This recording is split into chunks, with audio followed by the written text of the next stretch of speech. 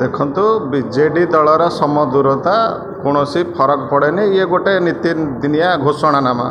से भाविक रखिंट जेकोसी बिल आसब राज्यसभा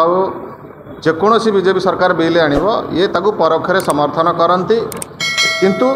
ओडिशा रे सुआंग करती जे आमे वर्तमान समदूरता रक्षा करुचु।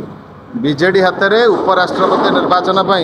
संपूर्ण 7 खंड भोट अच्छी जहाँ भोटर मूल्य किसी ना बर्तमान ये जे एनडीए बर्तमान संख्या गरिष्ठता ऑलरेडी अच्छी से बीआरएस वाईएसआर रेडी एवं आम बीजेडी बाबू जहाँ कहे तांकर किसी फरक पड़ानी उपराष्ट्रपति निर्वाचन में एनडीए ऑलरेडी संख्या गरिष्ठता संख्या अच्छी तेणुक आंकर समदूरता केवल आखिठार भली ओडिशा रे एक सुअंग रचना करुँच नवीन बाबू। जो बीजेडी जो देखा देखी तीव्र गोष्ठीकंदल यहाँ विभिन्न चर्चा हो हठात नवीन बाबू दिल्ली जावा संपूर्ण मूल कथा हूँ बीजेडी मुखिया वर्तमान देवाली अवस्था अच्छा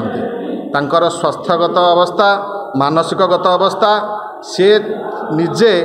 चलवाई अक्षम सी जहाँ सहारा आज वर्तमान चलुंच पांड्यान बाबू सी जहाँ निष्पत्ति नियंती ताहा नवीन बाबूंकर निष्पत्ति ताहा तांको दलीय निष्पत्ति बोली लदी दिया जाए किंतु इलेक्शन पूर्व सबु नेता सबु जानी मध्य नीरव रहुथिले मध्य राजनीति पाणीपाग परिवर्तन पर बीजेपी सरकार आसिला परे वर्तमान किछि नेता तांकर मुह खोलिचंती आगु नहीं पांड्यान तोषामतकारी गोष्ठी किछि तांको सपक्षरे थिबा बेले नवीन बाबूंकर जयगान करुथुवा समय रे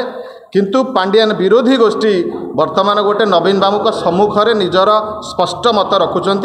जहाँ गतकाली श्रीमय मिश्र एवं अरुण साहू बयानबाजी सारा ओडिशावासी जानी बीजेडी 2 भाग नुह ये 5 ରୁ 10 भाग हो सारा बीजेडी खूब कम दिन भितर संपूर्ण भाव निजे नवीन बाबू बीजेपी दल सांगे संपूर्ण चिन्ह सह मर्ज करेंगे। आपण मन रखु आपको पूरा संपूर्ण सेव करके रखु आगामी दिन में कथा।